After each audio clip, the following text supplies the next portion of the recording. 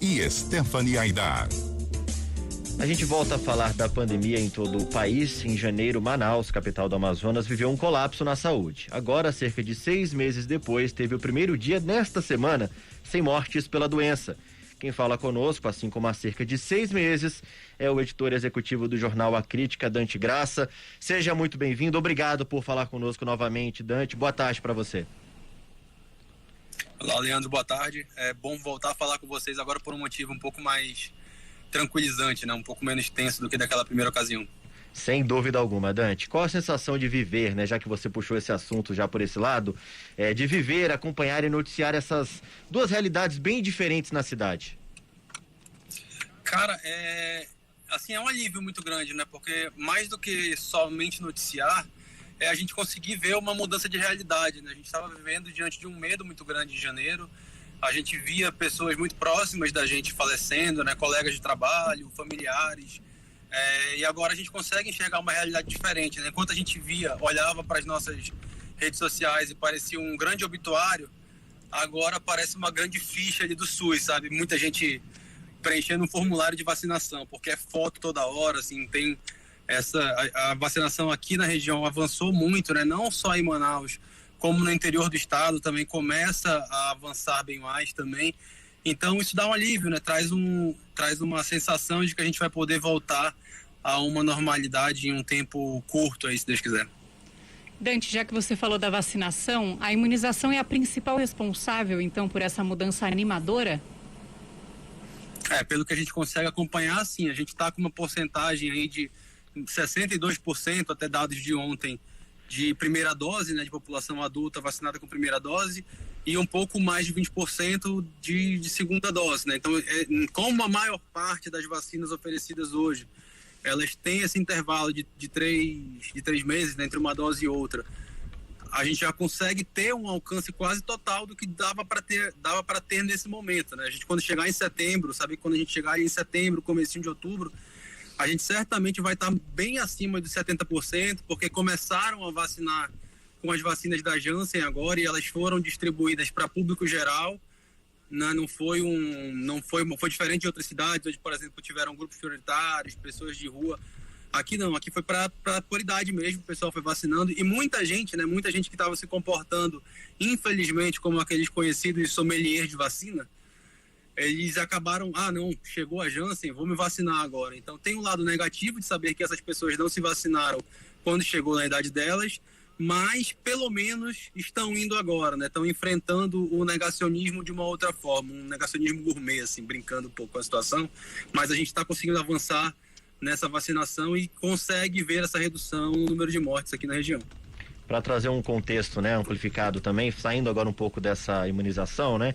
Como é a realidade, Dante, do respeito às normas básicas, né, contra a pandemia, uso de máscara e também de respeito às restrições contra aglomerações? Porque a gente sabe que o momento foi muito traumático, né? Lá em janeiro, quem ainda estava desconfiando, negando a situação, viu aquela realidade diante dos olhos. E como é que é esse respeito? Ele acontece ou ainda é um desafio para a fiscalização? Olha, ele tem acontecido nas atividades mais elementares, digamos assim. A gente não tá passando aqui pela cidade, a gente não consegue ver em locais de grande movimentação as pessoas sem máscara, né? Nesse ponto a gente tem visto de uma maneira positiva. Agora, o desafio, a meu ver, né, que eu acho que é um ponto que precisa ser enfrentado, que ainda não foi enfrentado da maneira adequada, é a questão do transporte público. A gente tem um transporte público muito deficiente já historicamente, né?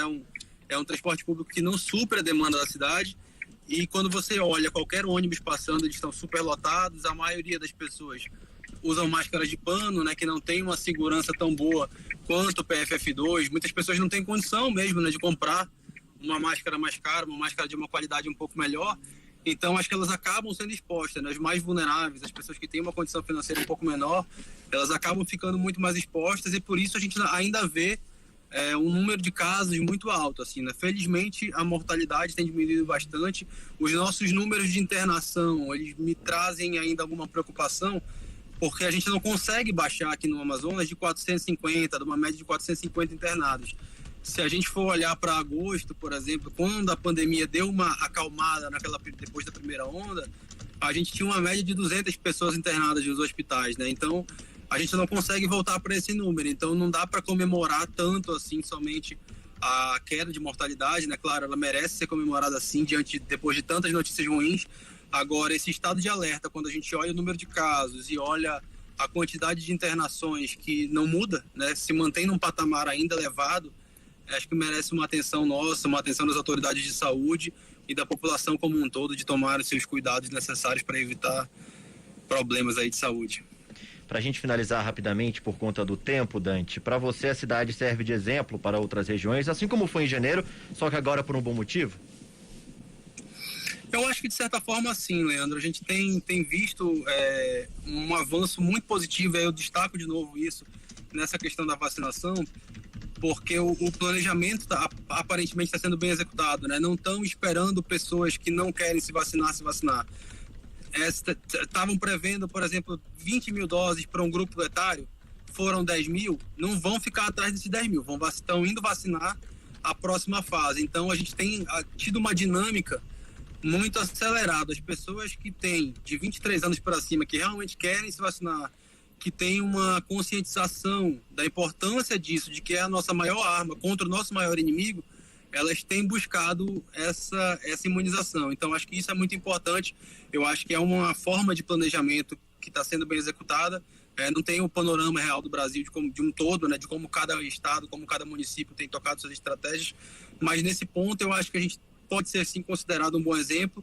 E tomara que a gente consiga chegar também na frente das pessoas no fim da pandemia, né? A gente sempre era o alerta da parte negativa.